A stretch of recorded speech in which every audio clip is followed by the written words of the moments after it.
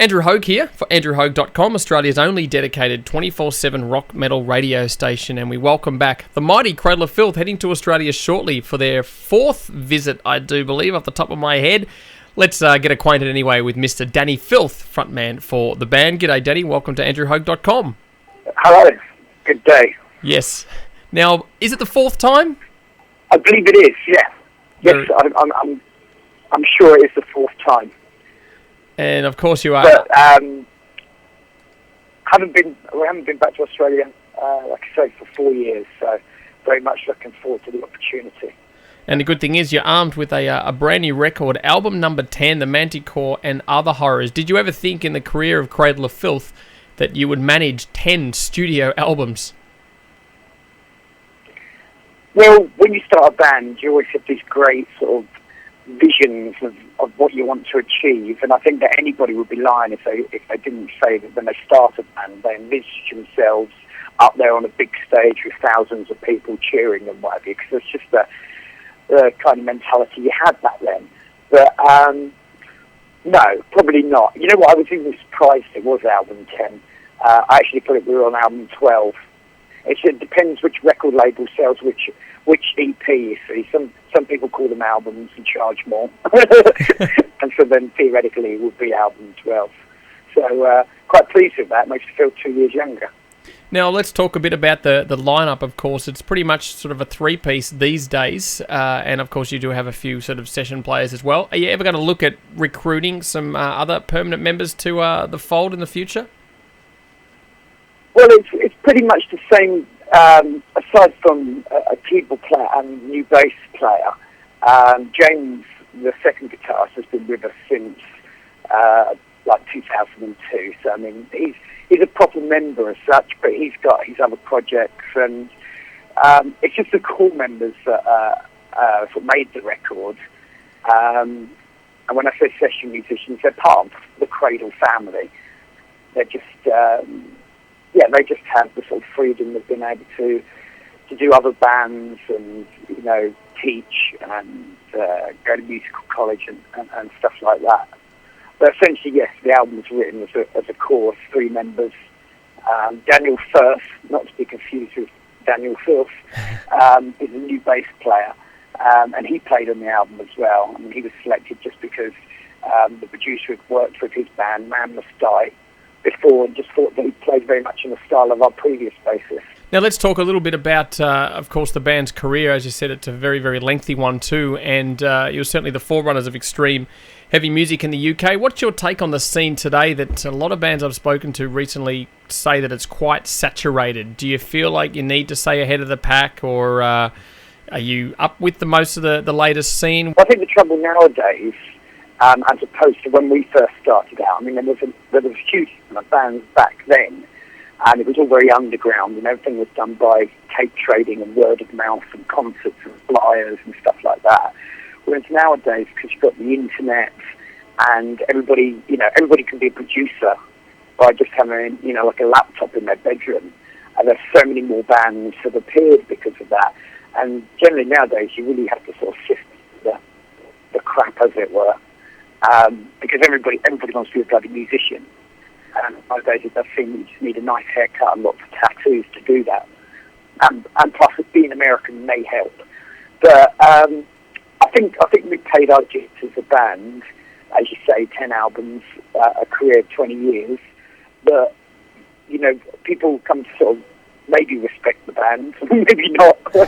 And so I guess we are a furlong ahead in that department. But yeah, I mean, it's kind of tricky for new bands to stick their beaks out because of so much being out there, and you don't necessarily need to get into a lavish studio anymore to produce anything. It's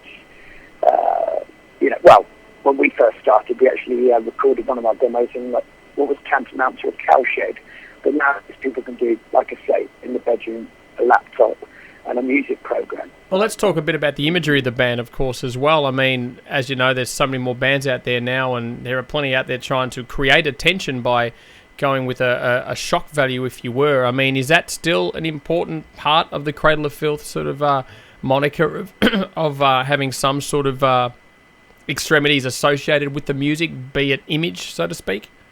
Well, we've always been interested in doing a little bit more than just being on stage in jeans and t-shirts, and that was from pretty much day one.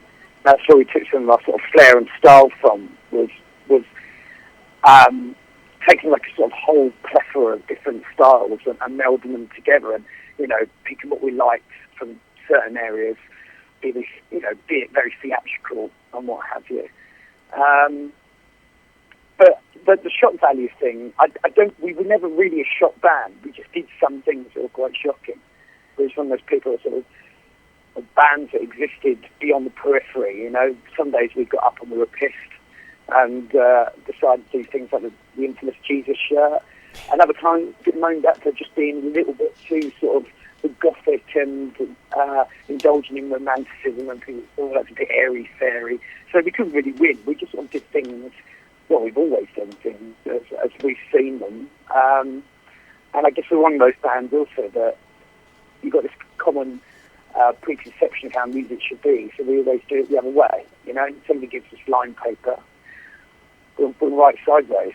Do you check out new bands these days? What are the sort of bands that you're noticing a lot more in I guess, the up-and-comers within the sort of heavy music scene? Do you pay attention much these days to bands? What does Dani Filth listen to on a weekly or daily basis? Well, to tell you the truth, and that's no offence to anyone, I mean, if I hear a great new band like Ghost, who are not so old, not so new now, they're like a couple of years old, but I listen still to a lot of 90s music, and 80s thrash. And if there are a few bands, there's a couple of good sort of retro thrash bands appearing in Britain at the moment that I quite like.